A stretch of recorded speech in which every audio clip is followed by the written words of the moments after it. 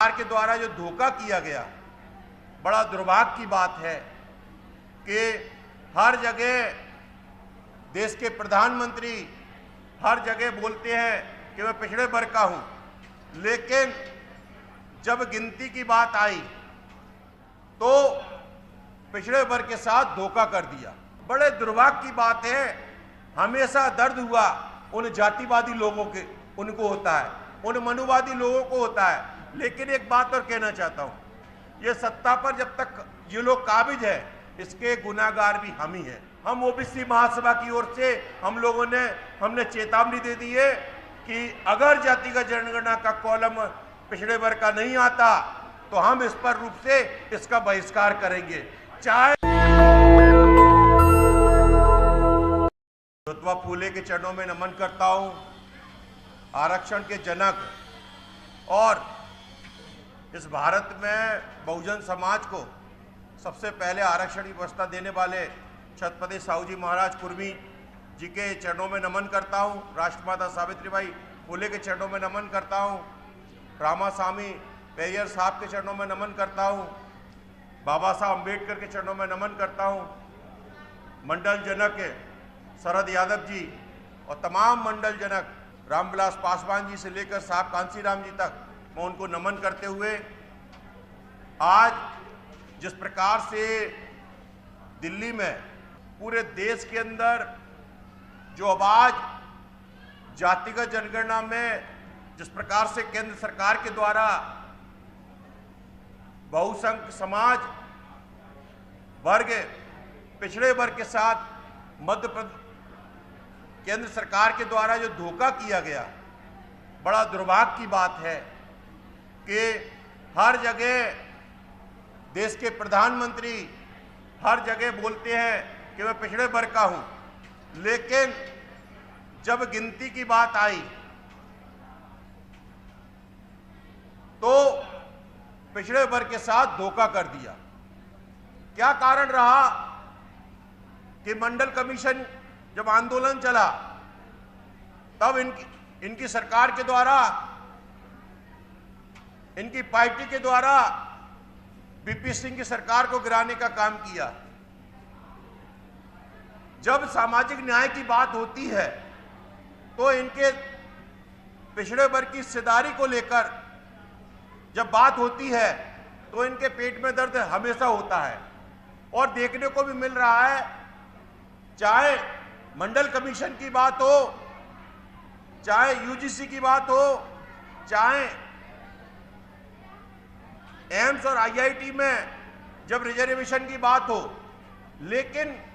बड़े दुर्भाग्य की बात है, हमेशा दर्द हुआ उन जातिवादी लोगों के, उनको होता है, उन मनुवादी लोगों को होता है। लेकिन एक बात और कहना चाहता हूं, ये सत्ता पर जब तक ये लोग काबिज है, इसके गुनाहगार भी हम ही हैं, क्योंकि हमने अपने पुरखे शरद यादव जी की बात नहीं सुनी, अपने पुरखे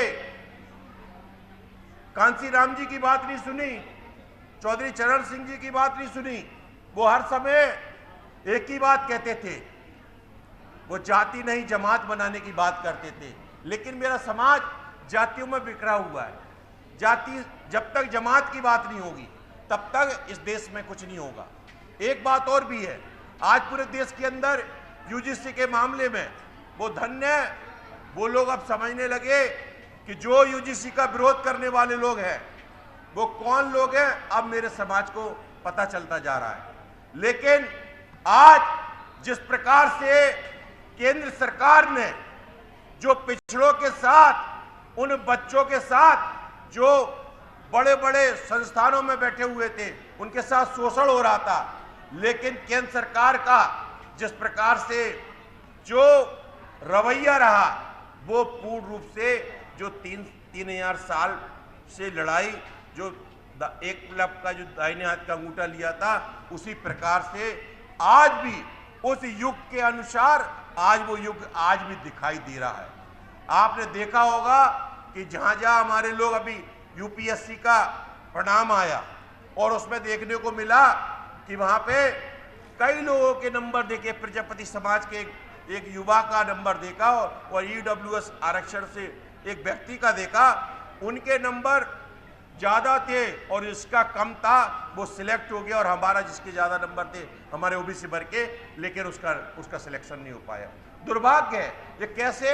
ये दाहिनेवाद जो द्रोणाचार्य के तौर पर वो जातिवादी प्रोफेसर बैठे हुए हैं, वो इंटरव्यू में बैठने वाले वो द्रोणाचार्य बैठे हुए हैं, कब तक हमारा अंगूठा काटेंगे? इसके लिए समाज को, हमको सबको एकजुटता होना होगा। और एक बात और कहूंगा इस मंच से, मैं ज्यादा नहीं कहूंगा, एक बात जरूर स्पष्टता कहूंगा कि जब जो केंद्र सरकार के द्वारा जो अभी जातिगत जनगणना को लेकर जो हमारा कॉलम नहीं दिया है, मैं एक बात इस मंच के माध्यम से और एक शपथ के तौर पर कहना चाहता हूं, सरकार को इस बार स्पष्ट तौर पर हम ओबीसी महासभा की ओर से हमने चेतावनी दे दी है कि अगर जातिगत जनगणना का कॉलम पिछड़े वर्ग का नहीं आता तो हम इस पर रूप से इसका बहिष्कार करेंगे, चाहे कुछ भी हो जाए। हमें चाहे रेल को रोकना पड़े, चाहे हाईवे रोकना पड़े। अब इस प्रकार से पिछड़े वर्ग के लोगों को हर तरीके से हम अपनी जनगणना इस 2726 में हमको जो हमें केंद्र सरकार ने बताया हम करवा के रहेंगे। यदि अगर हमारी बात को अगर पूरी तरह से केंद्र सरकार नहीं मानती तो हम इस जनगणना का विरोध करेंगे।